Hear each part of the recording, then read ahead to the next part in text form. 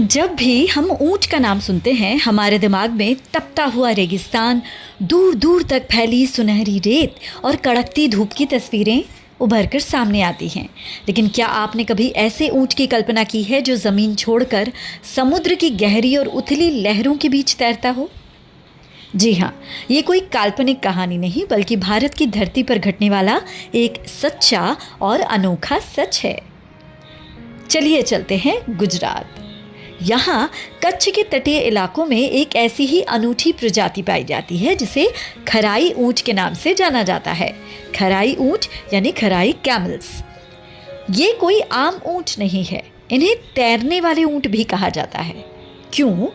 क्योंकि ये जमीन पर चलने के साथ साथ समुद्र के पानी में 3 किलोमीटर तक बहुत आसानी से तैर सकते हैं। पर सवाल ये है कि ये पानी में जाते क्यों हैं?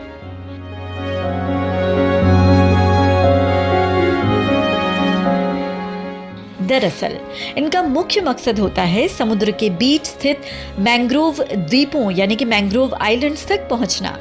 खारे पानी में उगने वाले मैंग्रोव के पेड़ और तटीय वनस्पतियां ही इनका सबसे पसंदीदा भोजन है।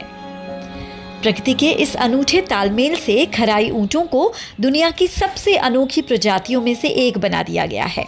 लेकिन अफसोस की बात यह है कि पर्यावरण में होते बदलाव और घटते मैंग्रोव जंगलों की वजह से इनका अस्तित्व अब गहरे संकट में है।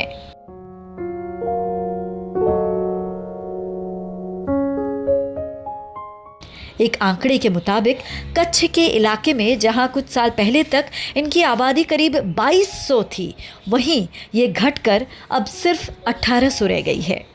अगर पूरे गुजरात की बात करें तो इस समय सिर्फ 4500 खराई ऊंट ही बचे हुए हैं।